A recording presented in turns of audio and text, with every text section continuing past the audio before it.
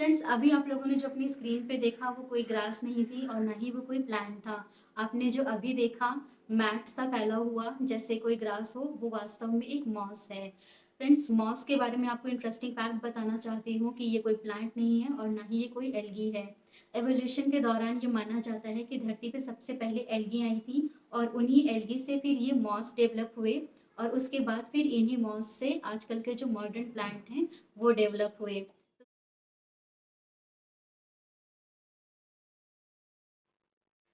Friends, mosses की क्या importance है, ये कहाँ ग्रो करते हैं, हम अगर इन्हें प्रोपेगेट करना चाहते हैं तो हम इन्हें कहाँ से कलेक्ट करें, कैसे इन्हें मेंटेन करें, केयर करें, इनकी केयर में हमें क्या क्या चीज़ें करनी है और क्या नहीं करनी है, ये सारी चीज़ें आज हम डिस्कस करेंगे इस वीडियो में। तो मेरे साथ एंड तक बने रहिएगा। तो दोस्तों, सबसे पहले बात कर लेते हैं कि मॉसेस की इम्पोर्टेंस कहाँ कहाँ होती है, कहाँ कहाँ ये यूज़ किए जाते हैं। तो इसकी जो इम्पोर्टेंस है, सबसे पहले है मॉस स्टिक बनाने के लिए।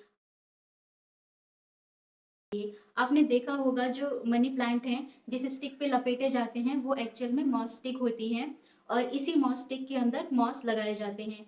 अब क्योंकि मॉसेस के अंदर पानी को एब्जॉर्ब करने की, होल्ड करने की कैपेसिटी बहुत अच्छी है, बहुत देर तक ये अपने अंदर मॉइस्चर को स्टोर कर सकते हैं, इस वजह से मॉस स्टिक में इनको रखा जाता है। अब क्योंकि जो मनी प्लांट की जो स्टेम्स हैं वो बहुत ही बड़ी होती हैं, उनको प्रॉपर न्यूट्रिशन और मॉइस्चर मिल सके, इस वजह से इनको मॉस्टिक पर लपेटा जाता है।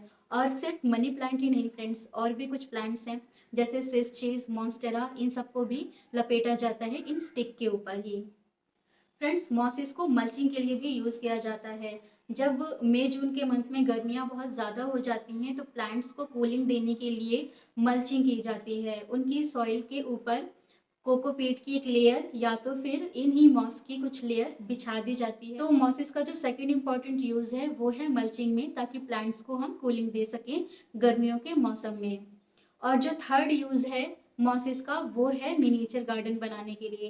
फ्रेंड्स, आजकल मिनिएचर गार्डन का भी ट्रेंड बहुत ज़्यादा पॉपुलर है। बहुत सारे गार्डनर लोग मिनिएचर गार्डन बनाना पसंद करते हैं। इसमें क्या होता है कि एक छोटा सा पॉट होता है और उसी के अंदर फिर छोटे छोटे प्लांट्स लगाए जाते हैं और जो सॉइल है उसको कवर किया जाता है इन्हीं मॉसिस से। तो ये एक बहुत ही ब्यूटीफुल और गार्डन जैसा लुक देता है बहुत ही छोटे एरिया में। इस वजह से हम गार्डनर्स के बीच इस मॉस की इतनी ज़्यादा इम्पॉर्टेंस है। तो फ्रेंड्स, अब बात कर लेते हैं कि मॉसेस हमें मिलेंगे कहाँ।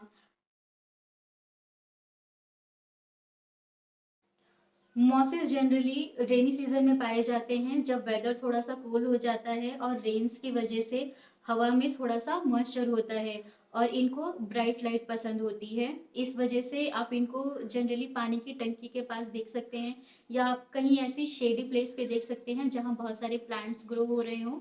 सॉइल के ऊपर ये बहुत इजीली मिल जाते हैं। और अगर आपको फिर भी ये प्लांट्स नहीं मिलते हैं तो आप किसी नर्सरी में जाइए, आपको वहाँ ये प्लांट मिल सकते हैं ग्रो हुए।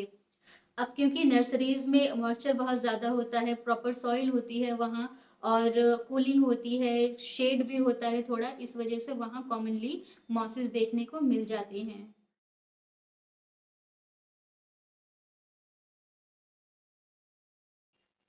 मेरे गार्डन में एक छोटा सा शेडी लोकेशन था, वहाँ पर मुझे ये मॉस मिले हैं और अब हम इनको प्रोपेगेट करेंगे। प्रोपगेशन के लिए हमें जो पॉटिंग मिक्स लेना है उसमें हमें सिर्फ कोकोपीट लेना है, क्योंकि ये बहुत देर तक अपने अंदर मॉइस्चर स्टोर रखता है। मॉसिस को प्रोपगेट करने के लिए जो सबसे पहली रिक्वायरमेंट है वो है एक शैलो पॉट और उसके बाद जिसकी हमें रिक्वायरमेंट होगी वो है कोकोपीट। फ्रेंड्स, मॉसेस को कलेक्ट करते वक्त हमें एक चीज़ का ध्यान रखना है कि हमें इन मॉसेस को उखाड़ना नहीं है।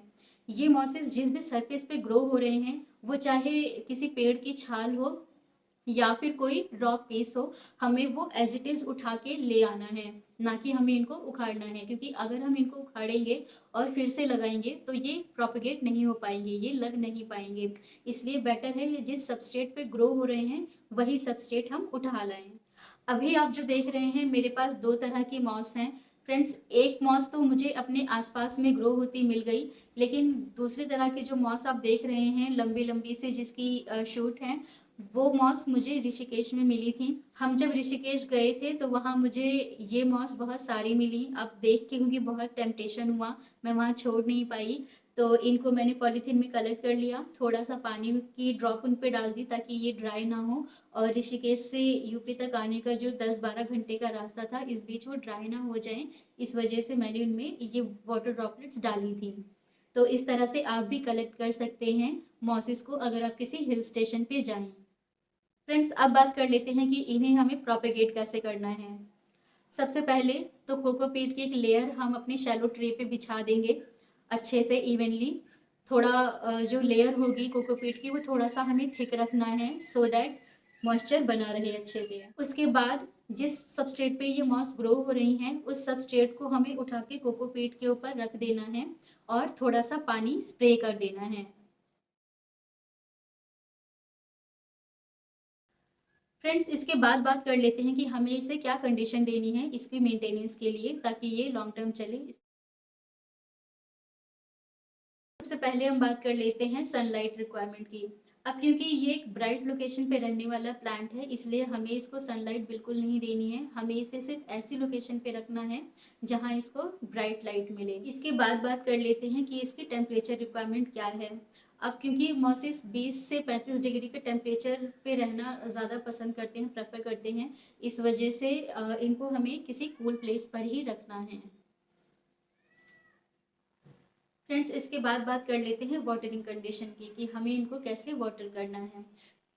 जब कोकोपीट की लेयर सूख जाएगी तब हम इनके ऊपर स्प्रे करेंगे पानी का। और पानी हमें कैसा लेना है, पानी होना चाहिए आरओ वाटर। हम टैप वाटर बिल्कुल नहीं ले सकते क्योंकि टैप वाटर में कुछ मिनरल्स और क्लोरीन होते हैं, तो हमें ये अवॉइड करना है। तो फ्रेंड्स, ये हुआ प्रोपगेशन केयर और इनकी इम्पोर्टेंस की बात।